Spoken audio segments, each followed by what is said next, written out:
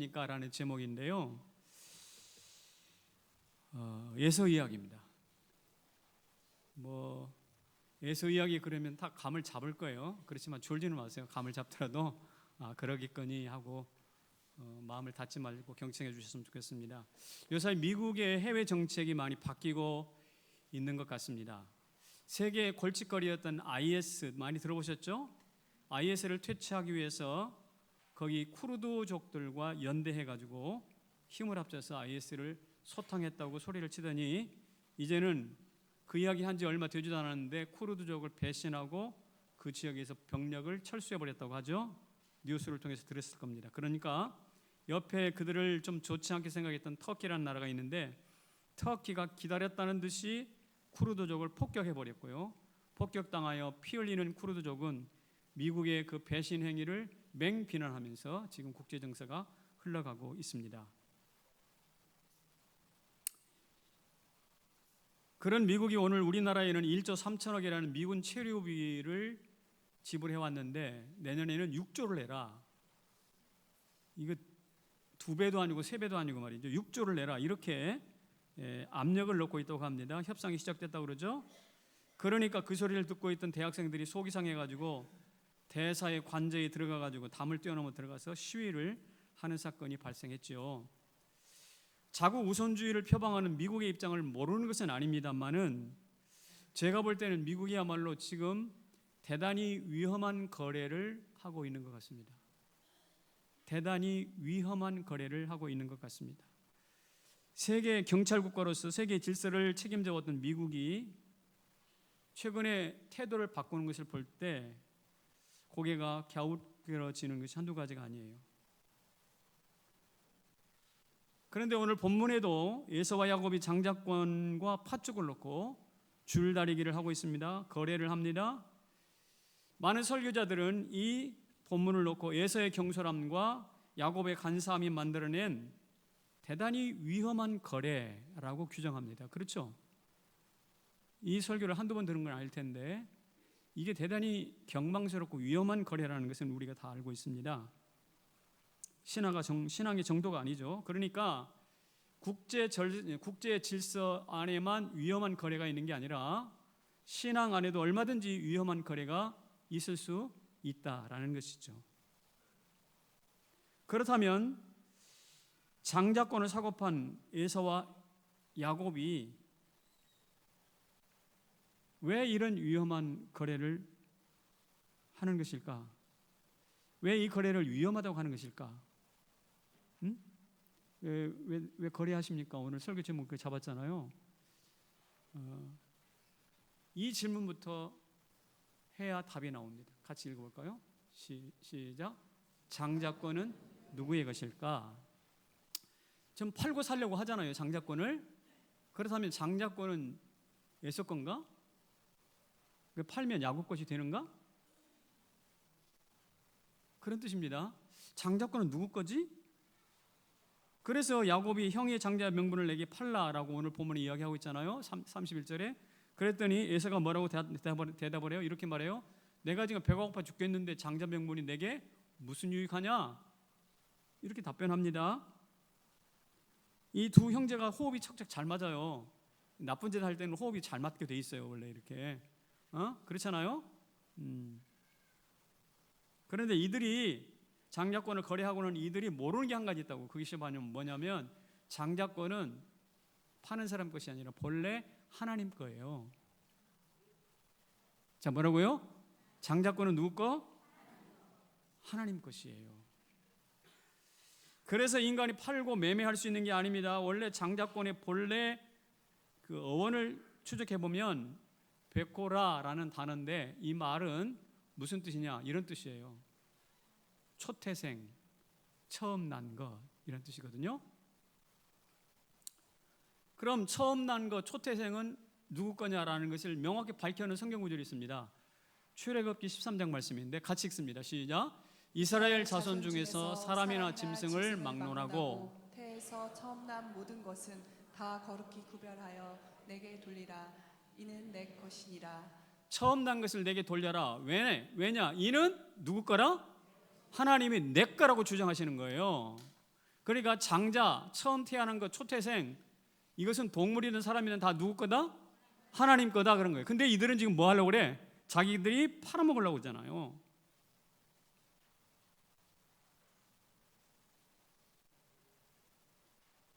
그래서 저는 이렇게 명확하게 이야기하려고 합니다. 장자권은 뭐다? 비매품이야. 비매품이에요. 비매품을 팔아먹는 것은 대단히 위험한 거래가 될 수밖에 없죠. 그죠? 여러분 생각해보세요. 내 것도 아닌데 내 것인 척하면서 남에게 팔아먹었어. 그런 사람을 뭐라고 그러지? 사기꾼. 당해보셨나요 혹시? 사기꾼이잖아요. 사기꾼. 그런데 하나님의 소유인 장자권을 사고 팔겠다? 이것은 어떤 의미에서 영적인 사기꾼의 행태입니다. 두 형제가 지금 함께 잘못된 거래에 빠져들고 있는 거예요. 특별히 에서의 태도는 더 비난받아 마땅합니다. 장자의 명분이 내게 무슨 유익이 있어? 이 말은 대단히 실용적 사고예요. 지극히 고도의 실용적 사고일 뿐만 아니라 장자권 붙들고 있어봐야 나에게 하나도 도움이 안 돼. 빚 좋은 개살굴 뿐이야 라는 거예요. 여러분 예수 믿으면서 교회 다녀봐야 다 소용없어, 쓸데없어 하는 생각 한두 번 해봤죠? 요거 누구 생각이냐? 에서 생각이거든. 그런 에서의 생각을 성경은 콕 집어서 이렇게 이야기합니다. 에서가 장자의 명분을 어떻게? 가벼이 여겼다라 그랬어요. 당장 입이 즐거운 팥죽이 아니면 다 소용없다는 것이죠. 이런 태도는 하나님이 주신 것을 뿐만 아니라 하나님이 주신 자기 몸까지도, 심지어 자기에게 주신 것까지 모두 전체로 가볍게 여길 수 있는 것입니다. 여러분 인생이라는 것이 먹을 게 있냐 없냐, 이득이 되냐 안 되냐로 따져간다면 그 사람처럼 유치한 사람이 없잖아요. 그 사람처럼 유치한 장사치가 없잖아요. 하나님이 인간을 지으시고 보시기 심히 좋았다라고 그랬잖아요. 그런데 에서는 보시기에 심히 유치하더라, 별 볼 일 없더라 이렇게 말하는 것입니다. 이것은 마치 하나님이 만들어 놓은 저 금강산 막 만폭대인가 뭐 거긴 거 유명한데, 저 미국으로 말한다면 요세미티, 하프덤의 유명한 그 경치 좋은 자리 가봤죠? 또 그랜드 캐년 이런 정말 장관인 곳에 가가지고 에이 뭐 사진으로 볼 때 별거 아니네 그러면서 거기서 오줌 싸고 똥 싸는 것이나 똑같아. 오늘 말입니다. 옷 깨끗하게 좋은 옷 입고 오라고 깨끗하게 입고 오라고 그랬잖아요. 그랬죠?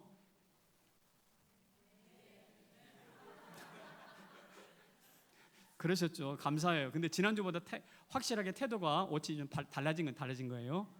반응해 주셔서 감사한데, 예쁘게 화장하고 좋은 옷 입고 왔는데 왜 행색이 그 모양이야 그러면서 얼굴에다 침을 뱉는다고 생각해 봅시다. 그것처럼 안타까운 일이 없는데 지금 누가 그렇게 하고 있느냐면 내 장자권 아무것도 쓸모없어 에서가 그러고 있거든요. 소름 돋는 일입니다. 그런데 이게 놀랍게도 에서만 그런 게 아니고, 깨놓고 보면 에서만 그런 게 아니도 다 같이 읽어요. 누구도? 우리도 똑같이 거래하고 있습니다. 우리도 내 것 아니에요. 하나님 것이에요. 하나님께 드리는 것이고 하나님의 주권이 통하는 것이에요. 그런데 내 마음대로 거래하려고 합니다. 내 것인 것처럼. 하나님의 영광을 찬탈합니다. 종교를 빙자해서, 신앙을 빙자해서 이득을 취하려는 사람들도 부지기수예요. 그렇다면 무엇을 어떻게 거래하는 것일까요? 제가 볼 때 성도들이 하나님 앞에서 거래해서는 안 되는 세 가지를 지금 거래하고 있는 게 있어요. 세 가지. 첫째는 뭐냐면 하나님이 우리에게 주신 거룩한 신분을 거래합니다. 신분. 여러분 하나님의 것이잖아요. 이사야 43장 한번 읽어봅시다. 시작. 이스라엘아 너는 두려워하지 말라. 내가 너를 구속하였고 내가 너를 지명하여 불렀나니 너는 누구 것이다? 내 것이다. 그랬는데 하나님의 것인 우리, 이 내게 아니라고요. 내 몸뚱이 하나님의 것인데 하나님이 지명하여 값을 지불하고 부른 것인데 어떻게 해요? 그것을 아무렇게나 팽개친다고요. 경솔하게 여긴다고요. 열등감에 빠지지 말라는 것인데 열등감에 빠져가지고 노상 눈물로 짓고 뭐 내일의 지구의 종말이 온 것처럼 그렇게 한숨 퍽퍽 내쉬는 경우들이 너무나 많아요. 그래서 베드로가 이런 말을 했습니다. 이런 모습들을 깨우치기 위해서 같이 읽습니다. 시작. 너희는 택하신 족속이요 왕 같은 제사장들이요 거룩한 나라요 그의 소유된 백성이니. 그렇습니다. 택하신 족속 왕 같은 제사장 거룩한 나라 그의 소유된 백성이라는 네 가지, 3겹줄도 아니고 4겹줄로 하나님과 우리를 아주 타이트하게 단단하게 묶어 놓으셨거든. 누구도 끊을 수 없어요. 그런데 이것을 말입니다. 이것을 아무렇게 어겨버린단 말이죠. 이 네 가지 4겹줄을. 거기에 인간의 학벌이나 경험이나 혈통이 개입될 여지가 없는데 자꾸 이상을 끌어들인다고. 메이드 인 헤븐, 하늘나라 작품인데 이 얼마나 영광스러운 신분을 우리가 아무렇게 취급합니다. 여러분 생각해 보세요. 그러면 내 인생은 내 것이라고 생각하는 사람이 잘 살 걸까요?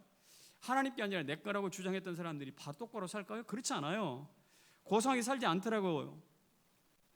내 것이기 때문에 자기 힘이 붙이고 자기의 방향과 안 맞고 마음이 안 맞으면 팥죽 던져버리고 장작권 버리듯이 우리도 쉽게 포기하고 쉽게 던져버리고 쉽게 열등감과 자살 충동에 빠진단 말이죠. 그런 것이 오늘 우리의 눈앞에 널려 있잖아요. 이것을 어떻게 알 수 있는가? 성도들이 가만히 보면 하나님이 주신 예수님 짤이라는 그 유명한 성도의 가치를 잃어버리고 뇌물 몇 푼에 성접대에 넘어가는 것을 여러분 뉴스에 봅니다. 여러분 성접대 문제가 됐던 그분들이 크리스찬들이 많아요. 무슨 장관이가 차관이가 하는 사람도 크리스찬이란 말이에요. 성접대 파문이 나가지고 말입니다. 그렇게 이게 왜 그럴까요? 하나님이 주시는 거룩한 신분을 아무데나 걸음떠에다 던져버리니까 그런 것이 그런 거란 말이죠. 직장에서도 익명의 그리스도인으로 살합니다. 내가 예수 믿는 거 정체 드러내기 싫어요.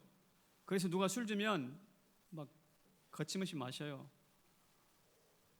회식하면 막 화끈하게 노는 것이 지상 과제이냐, 뒤지고 싶지 않다는 거지. 노는 자리에서도. 그래가지고 막 조금 거나해지면 막 책상 위에 올라가가지고 막 춤추고.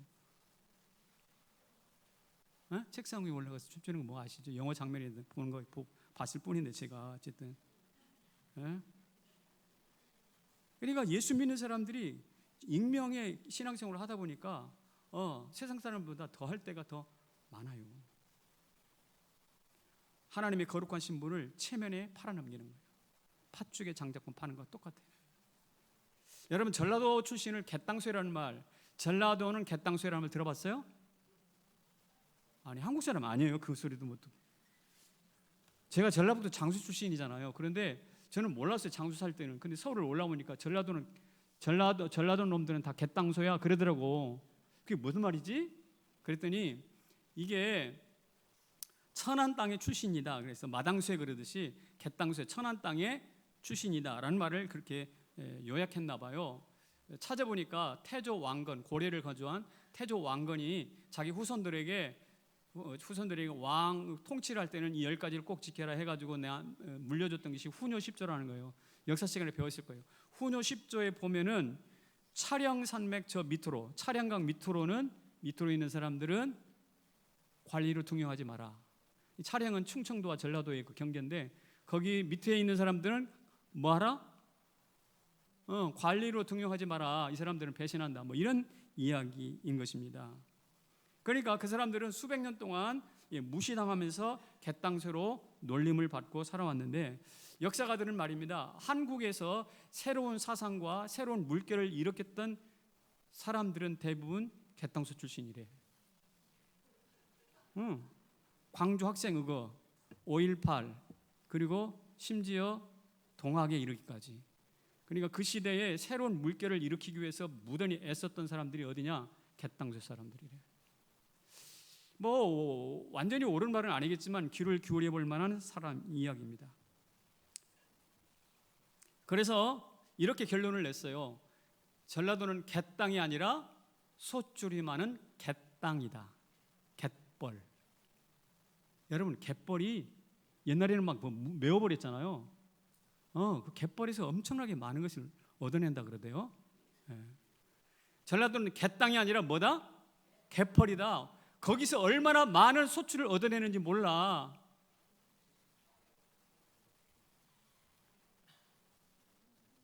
그런데 말입니다. 갯땅쇠라는 그 프레임이 요사이 누구에게 적용되겠느냐면 기독교는 개독교다. 들어봤죠? 이 갯땅쇠라는 이 프레임을 옛날에는 전라도 사람들이 탁 걸어가지고 그 사람들을 옴짝당석 못하게 하고 근 800년 동안 논외죠. 구계자로 밀어냈는데 이 갯당소 프레임과 거의 유사한 프레임을 누구에게 걷는가? 기독교에 딱 걸어서 기독교를 지금 굉장히 핍박하고 비하시키고 있어요. 이것은 그냥 흔히 장난처럼 부르는 이야기가 아니라 그 안에 아주 비열한 속임수가 있어요.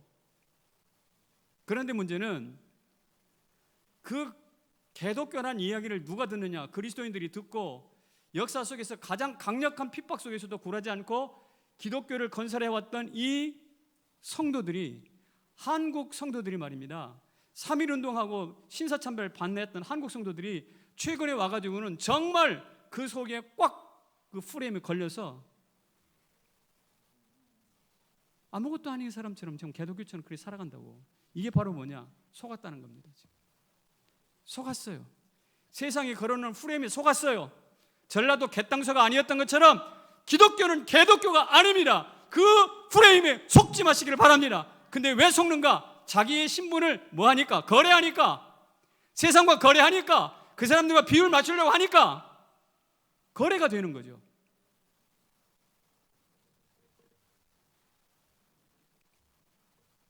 두 번째 거래하는 것은 예배를 가지고 거래합니다. 사사기에 유명한 말이 있습니다. 사사기에 유명한 말 같이 읽습니다. 시작. 사람마다 자기 소견에 옳은 대로 행하였더라. 재밌는 이야기죠. 사람마다 자기 소견에. 그래서 자기 소견에 옳은 대로 행해가지고 첫 번째 했던 게 뭐냐면 제사를 사유화시킵니다. 제사는 공적인 제사입니다.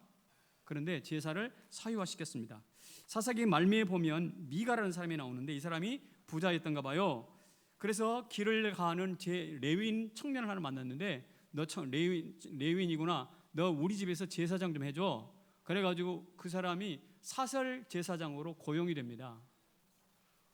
사사기 읽어보시면 아실 거예요. 그리고 그 미가라는 사람이 뭐라고 말하면 이렇게 말해요. 레위인이 내 제사장이 되었으니 이제 여호와께서 다 같이 내게 복을 주실 줄 아노라. 자, 제사장 고용해놓고 근본적으로 뭘 받으려고 하래? 뭘 얻으려고? 복 받으려고 하고 있어요. 그러니까 미가는 지금 뭐 하니까 예배, 제사 이런 걸 가지고 지금 복과 거래하고 있어요. 하나님과. 예배와 복 그 우선순위가 뒤집히는 순간 거룩한 예배는 저속한 거래가 되는 겁니다. 이 자리에 앉아 계신 여러분, 순수한 마음으로 하나님, 창조주 하나님, 내 생명의 구주가 되신 그 하나님을 높입니다라는 마음으로, 단마음으로 예배 드리시길 바라요. 내가 이렇게 했으니 하나님 복 주셔야 돼요 라고 하나님을 걸지 마시라고요. 거래라니까 그것은. 그런데 안타깝게도 이런 변제는 지금도 계속되고 있습니다. 내가 이렇게, 죄송합니다, 쇠 빠지도록 어디 놀러도 안 가고 이 단풍이막이 아름다운 이때 교회만 가서 예배 드리는데 왜 하나님은 우리 집에 기도 제목도 안 들어주고, 왜 우리 집에는 이렇게 자식들이 이렇게 속만 새기고 남편은 술만 처먹고, 미안합니다, 왜 저럴까요? 이런 분들이 있을 겁니다. 있을 것입니다. 이건 뭐냐면 그 나쁜 생각은 아니겠다, 어떨 땐 충분히 공감은 되는데 그 말 속에는 이런 것이 있어요. 그 예배를 가지고, 내가 드린 예배를 가지고 하나님을 설득해 가지고 마음 비유 맞춰서 복을 받아내겠다는 거래 의식이 작동되고 있다는 것이죠. 예배보다 예배를 통해 얻을 유익에 더 집중하면 제사보다 제법에 관심이 많은 저 무당 구판과 다를 게 뭐가 있겠습니까? 우리의 신앙의 선배들이었던 청교도들, 영국과 저 미국에서 활동했던 청교도들을 보면 이런 예배 태도를 보여주었어요. 이런 삶의 태도를 보여주었어요. 이야기 평신도가 꼭 읽어야 될 이야기 교회사라는 책이 있어요. 한번 여러분 사서 읽어보세요. 근데 그 책에 보면 이런 구절이 나옵니다. 같이 읽어봅시다. 시작. 청교도들은 택한 백성이라는 긍지가 컸다. 예배에 참석하러 가장은 가족 전체를 마차에 태우고 수십 리길을 달려갔다. 설교는 성경을 강해하며 서너 시간씩 계속됐다. 아이도 어른과 함께 설교를 들었다. 돌아가는 길에 가장은 목사 설교를 정리해 주었다. 제가 좀 압축해서 해놓으니까 좀 자연스럽지 못한데 보세요. 저기 하나님의 백성, 하나님의 택한 백성이라는 긍지가 탁월했다는 거예요. 자기 신분 가지고 거래했다 안 했다? 안 했다는 거예요. 그러니까 예배를 드리러 주일날만 되면 가족 전체를 어디에 태워? 마차에다 태워. 요사이 같은 세단 승용차가 아닙니다. 털털거리는 포장도로가 아닌 수백 년 전이니까 마차에 태우고 몇 리길이요? 수십 리길을 갔다. 수십 리길. 털털거리는 마차를 타고 수십 리길을 갔어요. 근데 가서 예배를 드리는데 설교는 성경을 강의하니까 좀 딱딱하겠죠. 그런데 몇 시간에? 요 대목에 나는 은혜를 받아요. 요 대목에 설교를 서너 시간 했대. 저 서너 시간 하고 싶어요. 근데 여러분들이 얼굴이 전혀 받아들이질까 알 것 같아서 서너 시간 했어요. 근데 거기에 누구도 끼어 있어요?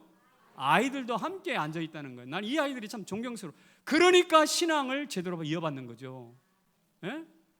붙이지 말, 돌아가지 말고 다시. 그리고 중요한 것은 돌아가는 길에 가장은 목사 아버지는 설교를 정리해 주었다. 어디에서 정리해 줬을까요? 마차를 타고 가면서 얘들아 여보, 오늘 목사님이 3시간 동안 이러이러 설교하셨지? 그것은 이런 뜻이야 저런 뜻이 하면서 그 마차에서 그 가정의 제사장으로서 자녀들에게 설교를 다시 재강론한 거예요. 꽃을 봐라, 들을 보라, 바람을 보라, 이런 이야기도 중요하지만 그 자리에서 무엇을 하나님의 말씀을 재강론했다. 이게 바로 청교도들의 삶의 방식이거든. 여기에 예배를 가지고서 거래합니까? 안 합니까? 없잖아요. 거래하는 모습 아니잖아요. 힘들어도 기뻐도 손해가 나도 조건에 상관없이 이 자리에 나와서 하나님은 하나님이십니다. 하나님 없이는 안 됩니다. 주여 저를 긍휼히 여겨 주시옵소서. 이 마음을 잃지 않으시기를 축복합니다. 세 번째로 거래했던 것은 뭐냐? 11조예요. 여러분, 이 돈 이야기만 나오면 여러분들이 굉장히 마음이 덜컹하고 가슴이 좀 체한 것 같은 느낌이 드신다면 한번 이해하고 들어주십시오. 인간은 역사일에 이 11조 가지고 하나님과 끊임없이 밀당을 해왔어요. 거래를 해왔어요. 그래서 구약 마지막에 이런 말씀이 나왔습니다. 말라기 보면 이런 말씀이 나와요. 같이 봅시다. 시작. 너희는 나의 것을 도둑질하고도 말하기를 우리가 어떻게 주의 것을 도둑질하였나이까 하는도다. 이는 11조와 봉헌물이라. 도둑질했는데 뭐라고요? 11조와 봉헌물이라요. 다 같이 또 너희의 온전한 11조를 창고에 들여 나의 집에 양식이 있게 하고 그것으로 나를 시험하여 내가 하늘 문을 열고 복을 쌓을 곳이 없도록 붙지 아니하나 보라. 하나님이 11조 가지고 하도 거래를 하니까 밀당을 해오니까 야 내가 11조 가지고 너희들하고 밀당하는 게 이제 지쳤어. 잠만 말고 내가 복을 주는지 안 주는지 한번 시험해봐. 11조 하면서 시험해봐. 뭐 이런 이야기입니다. 왜 인간은 신앙의 본질인 이게 11조가 하나님의 것이잖아요. 맞죠? 11조가 누구 거요? 하나님의 것이거든. 예배도 하나님이 받으시는 하나님의 것입니다. 우상하게 드리면 안 되는 거잖아요. 신분도 그렇고 11조도 그렇고 이 예배도 그렇고 모든 것이 다 하나님의 것인데 이 하나님의 것을 가지고 마땅히 드리지 않고 거래를 한다니까. 줄 테니까 또 다른 거 주세요. 뭐 이런 식입니다. 여러분 11조를 통해서 이런저런 축복을 받았습니다라는 설교를 제가 자주 하는 편은 아닌데 가끔 하면 여러분들은 그런 것이 귓가에 잘 안 들어오죠. 그런데 어디서 글을 읽었는데 어떤 이단이 11조는 구약의 제도니까 안 해도 됩니다. 이런 소리를 딱 했다고 해봐요. 그러면 귀에 확 열려. 안 해도 돼? 여러분 그런 경험이 있어요 없어요? 최근에 어느 이단이 그렇게 주장하고 있잖아요. 이런 현상이 여러분에게 있다고 한다면 여러분들은 11조에 관한 한 영원히 병들었을 뿐만 아니라 지금 내가 하나님과 거래하고 있구나라고 진단해도 틀리잖아요. 위험한 거래, 질병의 증거예요. 저희 교회는 그래도 여기 재정장로님 앉아 계시는데 우리 경제사정에 비해서 헌금을 참 잘해 주시는, 특별히 DTS하고 젊은 청년들 있잖아요. DTS 이 형제들이 11조 합니다. 소망이 있어요. 그래서 저 부탁합니다. 이 11조 가지고 뭐 하지 마라? 거래하지 마라. 그런데 제가 이제 교회사로 돌아가서 교회사적으로 거래하는 역사들이 굉장히 많았다는 거예요. 야곱과 에서만 그런 게 아니고요. 우리만 그런 게 아니고 교회사에도 굉장히 많이 있어요. 첫째는 뭐가 되냐면 이 신앙과 군대하고 맞바꿉니다. 거래를 해요. 그게 바로 뭐냐면 십자군이에요. 십자군 운동이라는 말 들어보셨을 거예요. 이 십자군이 처음에는 예루살렘을 회복하겠다 이 선의를 가지고 시작합니다. 그런데 이게 2차, 3차, 길게는 10차까지 가는데 가면 갈수록 뭐냐, 이게 아주 더러운 욕망의 전쟁이 돼요. 그래서 결국은 어떻게까지 드는가? 이 서로마에 있는 기독교 국가들이 저 동로마, 똑같이 예수 그리스도를 고백하는 동로마의 수도였던 콘스탄티노플, 비잔틴을요 공격해가지고 기독교 성도들이 가서 성도들을 약탈했다니까. 그래가지고 어떤 일이 나타나는가? 성을 불태우고 막 사람을 죽이고 여자들을 겁탈하고. 여러분, 이게 기독교인들이 할 짓이요? 이게 바로 십자군 운동으로 말미암아 나타나는 현상입니다. 왜 그럴까요? 신앙과 국가, 군대를 전쟁을 반바꾸니까 그래요.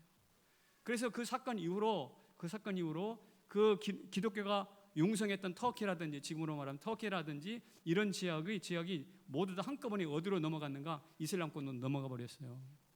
치명적인 실수를 한 거예요. 거래, 이거 아무것도 아닌 것이 아니라 굉장히 위험한 것입니다. 또 신앙과 돈을 바꿨습니다. 그게 바로 면죄부예요. 면죄부, 돈을 받고 죄를 용서하는 이 탐욕스러운 거래가 교회 안에 횡행했는데 그것을 타파하기 위해서 종교개혁이 일어나지 않습니까? 개신교가 나온 거예요. 또 신앙과 제국을 바꿉니다. 여러분, 제국주의 세계적인 강한 나라로 18세기 이후로 강한 나라로 서려고 얼마나 많이 유럽 사람들이 애를 썼습니까? 그런데 나갈 때 제국주의를 표방하지 않고 선교사들과 함께 내보냈다고. 선교하러 간다 그러면서 이 선교하고 제국주의 욕망하고 서로 은근슬쩍 바꿨어요. 그래서 어떻게 됐는가? 결국 그 기독교를 받아들였던 나라들이 제3세계에서 반기독교 운동이 일어난단 말이에요. 그러니까 역사를 냉철하게 바라보는 사람이 정말 조심해야 될 것은 우리의 기독교 신앙이 제대로 성경이 가르치는 신앙과 인간의 욕망, 그것이 국가가 되었든 거래가 되든 돈이 되든 뭐가 됐든 이것과 슬쩍 바꾸치기 하면 치명적인 열매들이 거두어진다니까.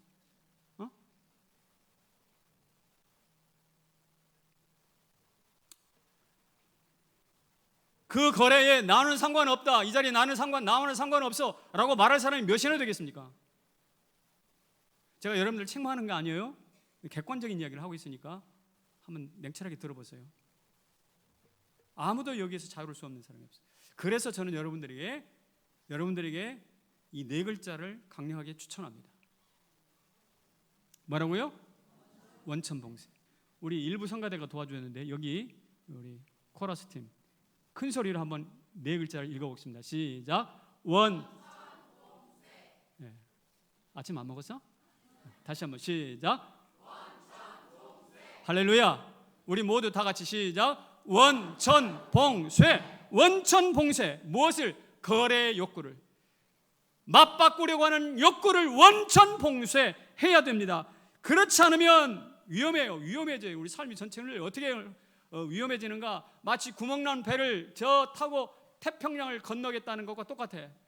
얇은 옷 한 벌을 입고 추운 겨울을 나겠다고 하는 것과 똑같아. 대단히 위험해요. 얼어 죽어요.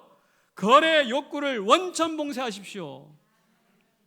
다시 거래의 욕구를 원천봉쇄하시기를 바랍니다. 만약에 여러분들이 귀뚱으로 듣고 안 한다면 제가 자신 있게 성경에 근거해서 말할 수 있어요. 한번 읽어봅시다. 또 당합니다. 또 당합니다. 이게 여러분의 선택에 달려 있어요. 자, 이 또 당한다는 이야기는 내가 만들어내려한 이야기가 아니라 오늘 성경에 있는 이야기입니다. 창세기에 보면 27장에 보면 이런 말씀이 있어요. 시작. 그가 나를 속임이 이것이 두 번째니이다. 전에는 나의 장자의 명분을 빼앗고 이제는 내 복을 빼앗았나이다. 저게 누구냐? 누구 이야기일까요? 저게 에서 이야기입니다. 에서가 자기 복을 야곱이 가로채 버렸잖아요. 자기가 받을 복을 잃어버린 다음에 통탄하면서 울면서 했던 이야기입니다.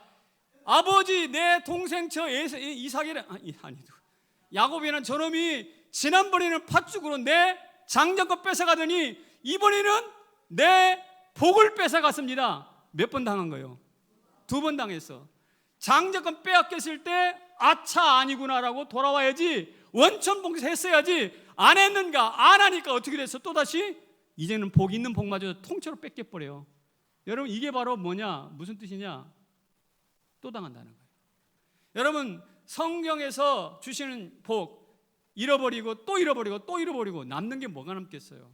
여러분 한 번 잘못해가지고 사기당하는 거 그럴 수 있어요. 그런데 두 번째 똑같은 사람에게 또 당한다면 그것은 사기친 그놈한테도 문제가 있지만 사기당한 그 사람한테는 더 문제가 있어.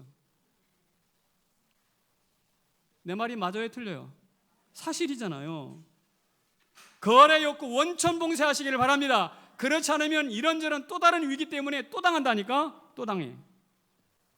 근데 만에 하나 이제 아니 아이고 뭐 목사님 알겠습니다. 알았으니까 목소리 낮추세요.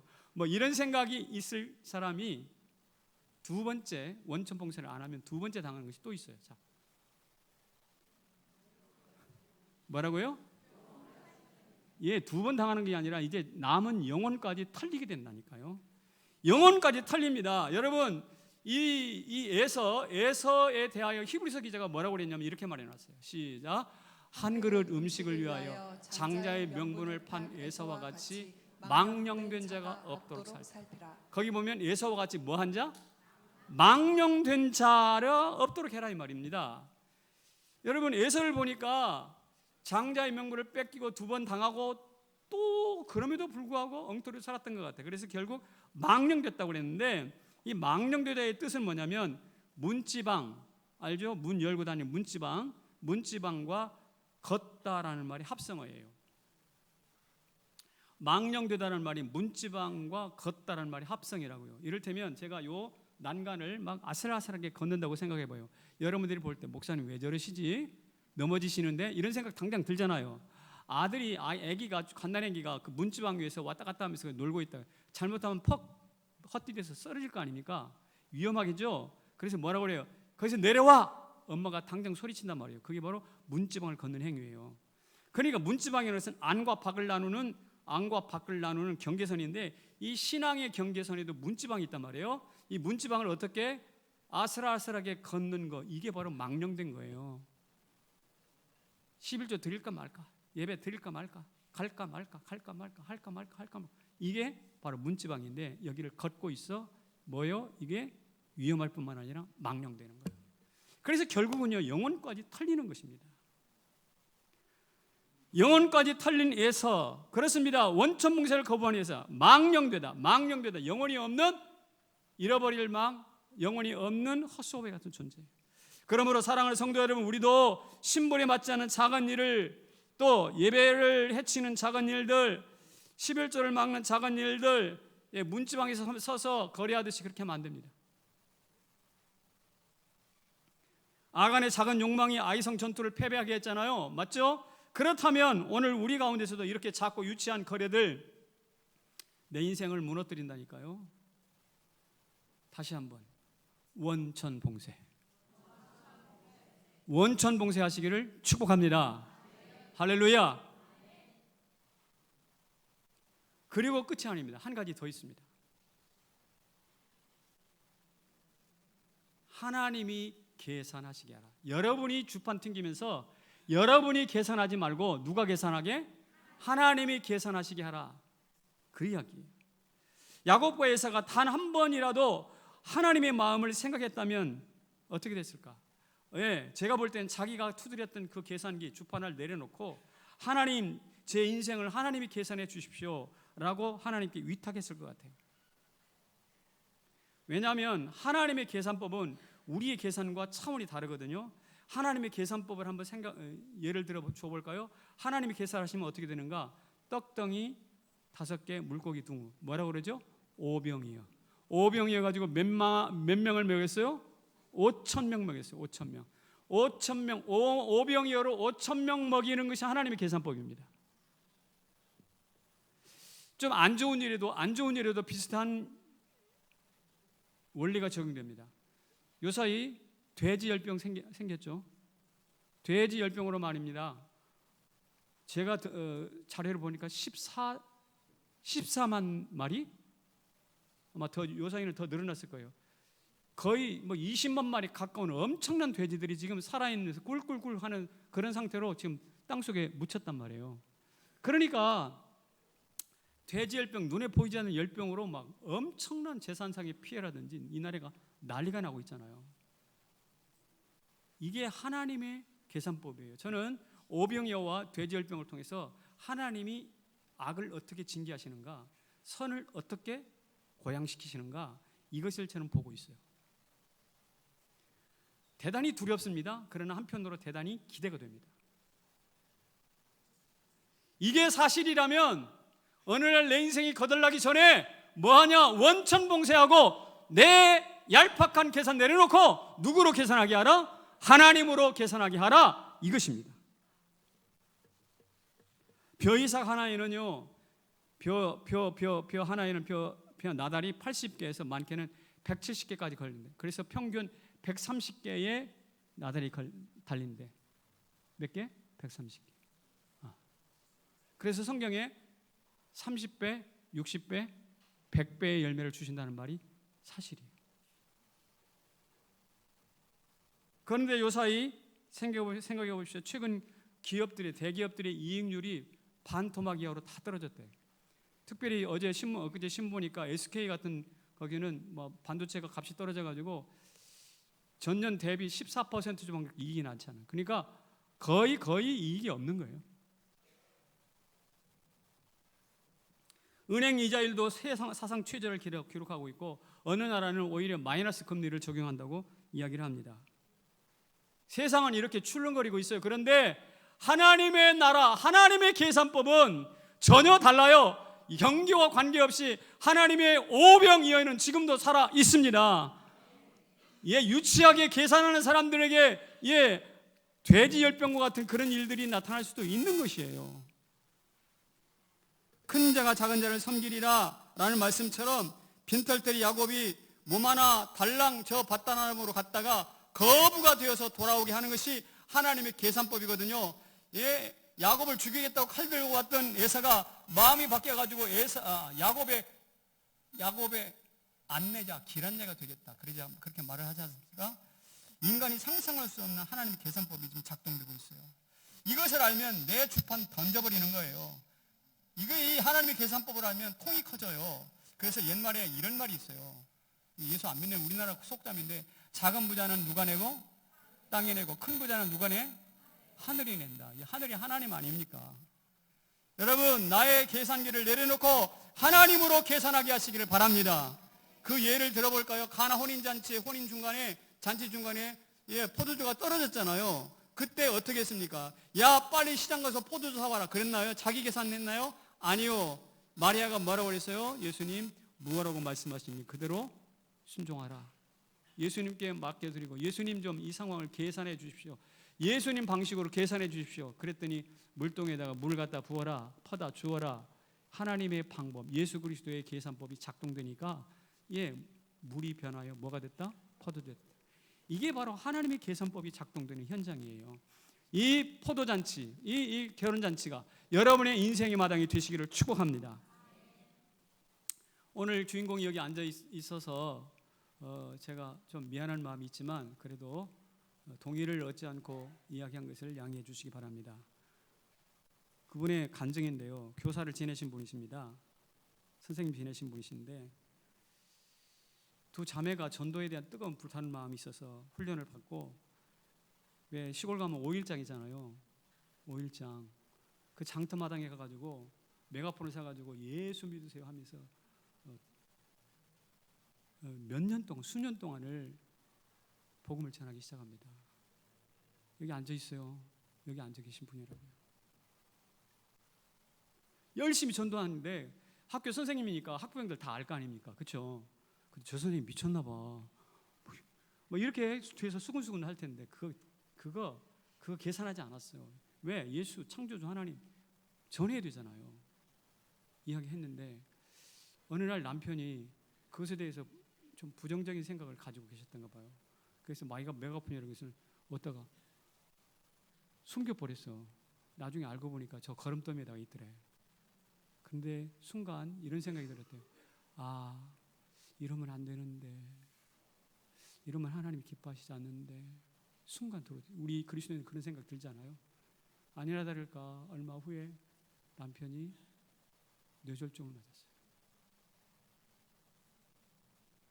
굉장히 사업도 크게 하신 분들이고, 얼마나 충격을 크셨겠습니까? 그러니 가세는 기울고 여러 가지 어려움이 찾아오지 않았겠습니까? 그런데 문제는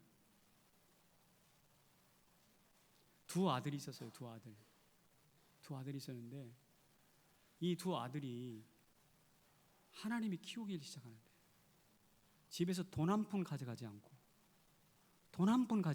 대학을 장학금으로 공부를 해요.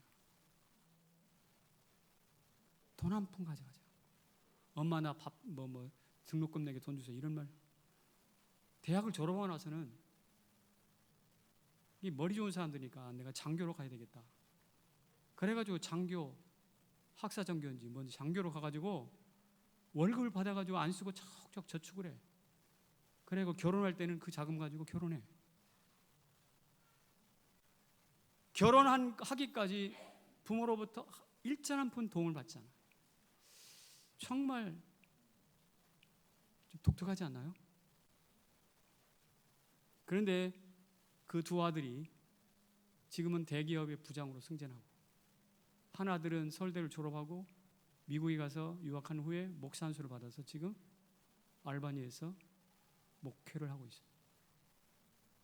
저는 이 가정에서 무엇을 보냐면 부모는 돈 한 푼 없어도 돈 한 푼 안 줘도 하나님이 책임져 자기 자식 기르시듯이 기르시는 하나님의 계산법. 하나님의 계산법이 작동되고 있는 가정입니다. 이 가정 이 가정에 누가 와서 딴지를 걸겠어요? 누가 딴지를 걸겠어요? 인간 계산법을 자꾸 앞세워서 살면 이렇게 탈이 납니다. 술술 쓰니까 거짓 논문에다가 이름 넣고 어떤 인턴 수료도 안 했는데 거기다가 거짓 수료증. 누구 이야기하는지 아시죠? 탈이 나가지고 쇠고랑 차잖아요. 이게 뭐냐? 인간 계산법의 최종 결과예요. 그러나 하나님의 계산법은요 전혀 다르잖아요. 명품 인생으로 하나님이 책임지고 키워주실 줄로 믿습니다. 이게 바로 우리가 계산하지 말아야 될 이유가 있는 거예요. 학교 선생님이 메가폰 가지고 시장바닥에서 예수 믿으세요 이렇게 돌아다니는 게 과연 쉽겠습니까? 쉽지는 않아요, 여러분. 그것도 하루 이틀이 아니라 몇 년 동안을요. 계산하지 않으니까 그래요. 자기 체면 계산 안 하니까 그럴 수가 있는 거죠. 앞으로 우리 모두 계산하지 말고 하나님의 계산법을 따라 사시기를 축복합니다. 그럴 때 하나님이 우리 책임져 주실 줄로 믿습니다. 자리에서 일어나십시오.